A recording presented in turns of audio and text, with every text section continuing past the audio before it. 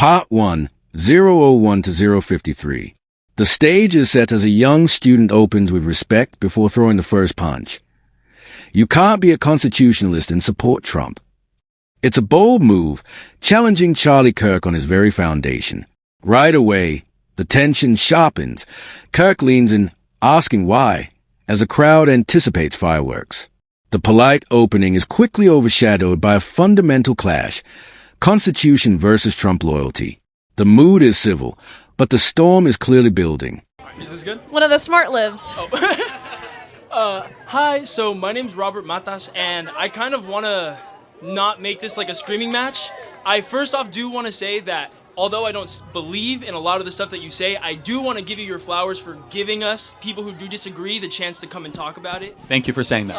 And two, like, even for me, like someone who wants to get into politics, I have a chance now to challenge my beliefs and my stuff with someone who's like talked to Newsom and everything. So my main thing I want to talk about is the fact that, so you have said that you're a constitutionalist, right? Like, do you feel like you are a strong believer in the Constitution? Correct. Yeah.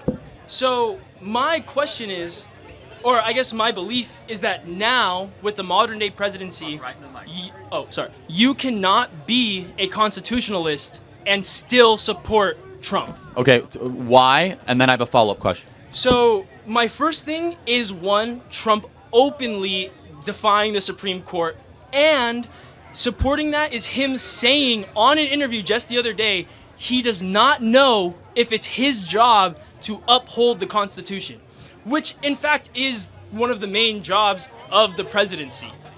Which I feel like, am I wrong? Can you combat that? I don't believe that's what he said, but let's talk. You can look at the interview. That's literally what he said. He has lawyers to decide whether he has to uphold the Constitution. No, of course. When the DOJ is not his attorneys. Well, no, the DOJ actually 100% is. They are the U.S. government attorneys. No, but they do not protect Donald J. Trump. Stop interrupting me. First of all, what branch is the Department of Justice in? I'm not. Okay, sorry, I don't have that written down here. I'm just. Dude, come on. I mean. But can you? It's in the It's in the executive. Here the gloves start to come off. The student claims Trump defied the Supreme Court, while Kirk counters with force, hammering down on civics basics. The DOJ belongs to the executive branch, under the president. Kirk's sharp tone exposes the student's shaky grasp, pressing him on Article 2 and authority lines. The clash escalates. Kirk says Biden openly defied rulings on student loans, turning the accusation back.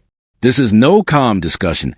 It's a public sparring lesson on constitutional power. Branch. So the Can DOJ you respond to my claim, though? Yes, without you interrupt. I let you talk uninterrupted. You're true. The DOJ works for President Trump completely and totally. They are in the executive branch. The Attorney General is wholly adherent to the President of the United States. Secondly, tell me about Article 2. Well, they are also there to keep Trump in check. No, they're not. No, that's where you're wrong, dude. That's the third branch. That's what. No, see, this is where you're totally miseducated. The DOJ works for President Trump.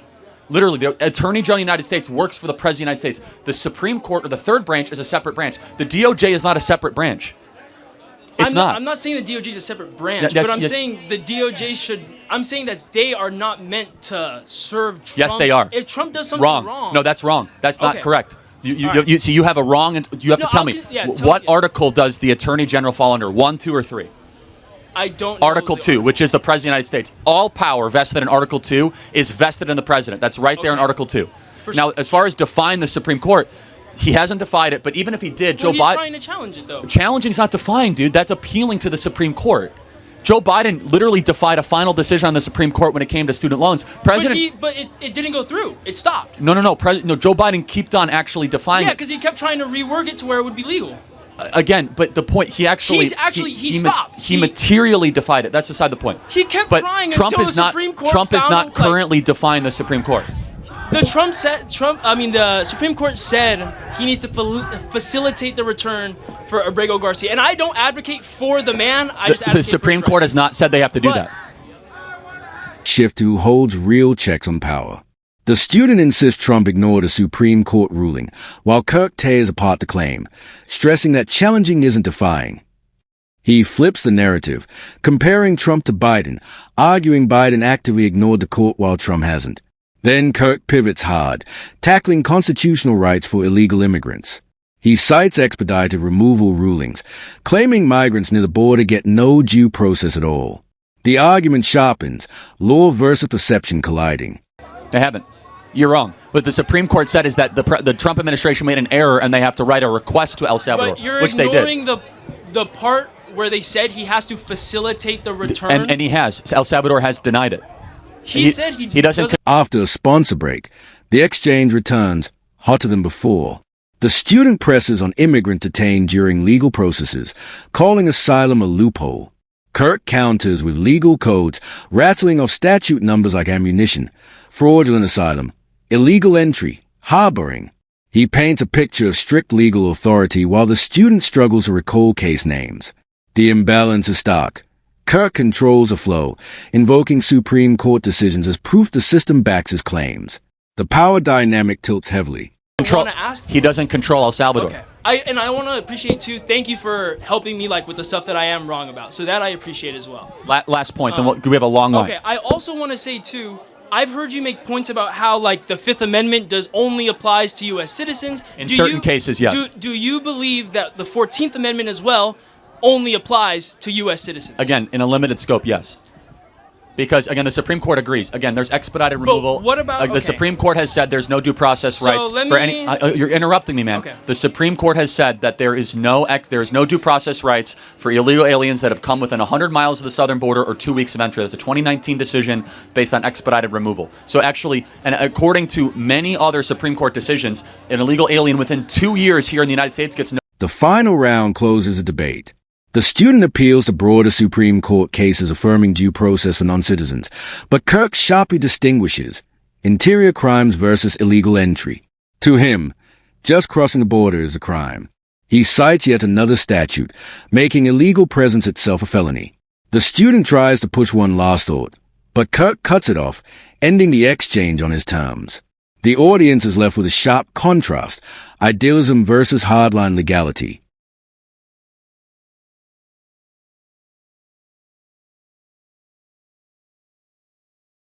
Okay, but what about... So also this is something I want to point out too. You call a lot of the immigrants that are in the country, ones that cross over the border, illegal immigrants. They're all criminals, yes. When most of them, especially, and I want to ask you what you think about the ones who were arrested or were detained while trying to go through the legal processes. The ones who came in, actually, and it is a loophole. I'll admit that Joe Biden allowed for a loophole to get into the system, right, through... Open borders? No, through asylum. So asylum was a loophole, but it still was a legal way to enter the country. And what about the illegal immigrants who were detained while going to their meetings to make sure they stayed within the legal processes? They're still in violation of 8 U.S.C. 1312. If they came in using... What is 8 U.S.C. 1312? You don't know. That's fine. It's fraudulently filling out an asylum claim, of which these people are. But that's what the courts are Again, for. there's 8 U.S.C. 1305, which is illegally crossing the southern border, which can be enforced also upon the second entrance going on. Isn't and then there's 8 U.S.C. 13. Into the border... Again, man, I know. I don't mean to make you look bad. Okay. You just don't know enough about this stuff. I encourage you to look at 8 U.S.C. 1305, 8 U.S.C. 1312, how the criminal code actually comes in particular here. The Supreme Court has given President Trump full authority to deport these illegals without same due process as people here in America. But what about the Supreme Court decisions which one is it? Yes, so I know what you're talking about. Which one? Which Supreme Court? I don't know the name, but it basically says that's for illegal aliens. 1903? Yes, those are for illegal aliens that commit crimes while they are here. So that's if it an illegal... This Supreme Court decision recognized due process rights for non-citizens in deportation hearings. Yes, correct. Deportation hearings. Again, the Supreme Court has clarified that in 2019, that not every single illegal here within the last 2 years gets a deportation hearing. They've clarified it, and people are conveniently ignoring it in the media. Thank you for your time. Can you tell me then where I can find that they clarified it? Type in a ChatGPT. Not ChatGPT, from the Supreme Court. Well, again, it will lead you to the source. Say, find me the Supreme Court case, because I don't know the name of it. 2019, 2018 decision around expedited removal within 100 miles of the border and 2 years of being in the country. The Supreme Court clarified they do not need the same due process rights. So you're also saying, though, that these other Supreme Court cases that reaffirmed that due process rights does apply to non-citizens, naturalized or... Again, what the Supreme Court said is they had a distinction. They said that if an illegal alien is here and, for example, commits a DUI, they get due process on that infraction. They don't get due process necessarily on just the fact they came into the southern border illegally.